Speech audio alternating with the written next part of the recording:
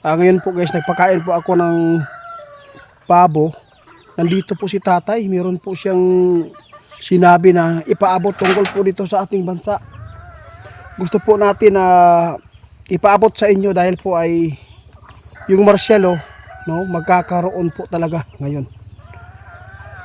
Maghintay na lang po tayo kung kailan mangyari. Basta dumating ang marsyalo. Ito po ang sinabi po ng ating kaibigan po na si tatay. Tay, ano po ang ating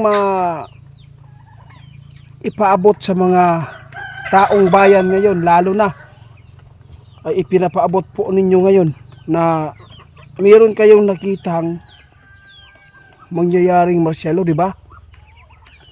Tapos sinabi pa ninyo,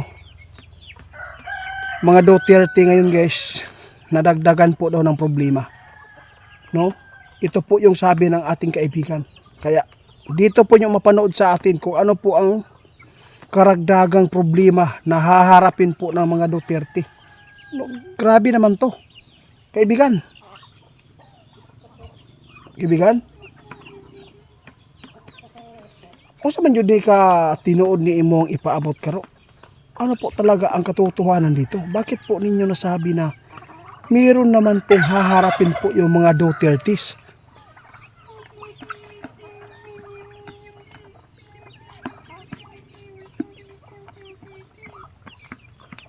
Ito po ang ipinapaabot sa ating kaibigan, no? Ang dapat po daw talaga natin unahin muna yung problema po ng bansa natin. Dahil po sa mga pangyayaring hindi po nila namamalayan, yung mga kalaban nakapasok na po dito. Tiningnan po ng ating kaibigan kung ano man po ang problema na dinagdag po ngayon sa haharapin po ng mga Duterte. Alam mo ba kung ano po yan, kaibigan? Ito po talaga yung nakita nyo. Mayroon nakita si kaibigan guys na dwinding syuto ang tatay. Dahil po nakita po niya ngayon na mayroon naman pong karagdagan na kakasuhan, no? Na kuha po ni tatay ito guys dahil po doon sa ipinapaabot sa kanilang kaharian.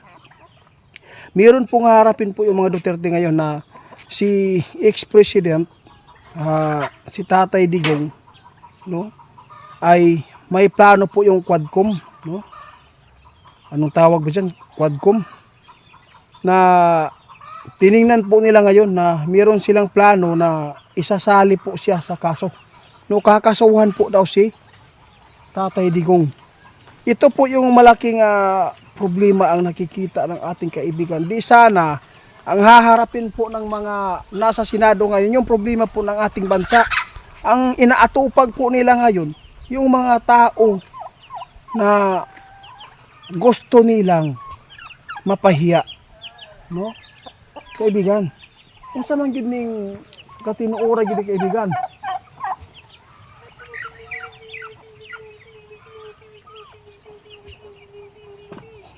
Mauna ni guys, no? Hindi natin alam ang takbo ng isipan po ng ating ex-president, no? Kahit matanda na po si tatay guys, marami pong nagrespeto sa iya, maraming sumusuporta hanggang ngayon. Kaya nag-alala lang po si kaibigan dahil po ay mas inuna ang mga isyu na nandito po sa ating bansa. Hindi po nila tiningnan kung ano ang dapat na isosolve po dito dahil po nagkakainitan na po masyado yung West Philippine Sea, no?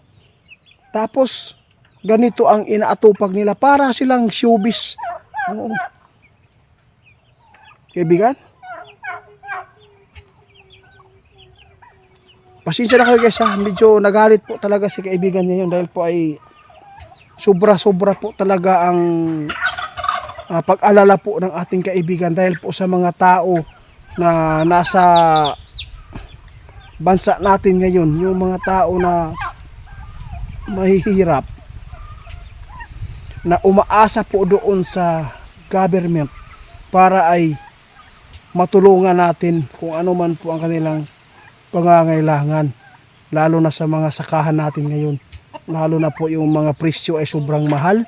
Hindi po nila tinutok, no? Mas lalo pa nilang pinamahal po yung mga bigas. Tinutok nila sa problema, sa mga isyu ngayon. Ngayon, nakapasok naman po yung balita kay kaibigan na si Duterte, ex-president, kakasuhan na naman po. Ito po yung katotohanan po dito guys. Hindi po ito gawa-gawa po natin na istorya na ipaabot ng ating kaibigan. Basta ito po yung nakita nyo kaibigan. Dalawa na po sila guys na tinutugis, no? Na gusto po nilang tugisin, gusto nilang mapaya, ipakulong siguro to. No, kung mapapatunayan ito na mayroong mga nagawang kamalian sa war on drug, no? Kaya nakakatakot ito guys na mangyari po yung tablahan dito. No, ito po yung talaga maipaabot sa atin ng kaibigan na ito delikado ito eh. Magigiba talaga, magugulo po talaga yung bansa ninyo. Salpukan po ang kapwa nating mga Pilipino po ngayon. Dahil po sa mga ginagawa po ngayon na panggigipit po, dahil ay mas inuna, pina-priority po nila yung mga issue ngayon kaysa yung mga issue doon sa West Philippine Sea. Alam mo ba kung ano po ang kanilang ginagawa, kaibigan, no? Ito po yung kakapasok lang po, sinabi na ating event, kakapasok lang po ito na nakita po ng ating kaibigan guys na mayroon po silang nakitang masamang mangyayari talaga dahil po ay hindi po nila tinantanan po si Vice President at saka si Rodrigo Duterte naman po, si Tatay Digong, no? Mayroon naman pong kaso na isasali po siya sa kasuhan dito guys. Kaya nakakaawa po talaga yung bansa natin. Mas priority po nila ngayon yung mga isyo na wala namang, di naman tayo makaabil dyan sa mga isyo na yan. Hindi po tayo makaabil dyan eh. Yung mga pera dyan, kahit pa lumutang yung pera na yan, hindi po tayo makakaabil, no? Kaya parang sa tingin po natin guys, sa totoo lang, sasabihin lang po ni kaibigan na ito po yung tunay na sasabihin po niya.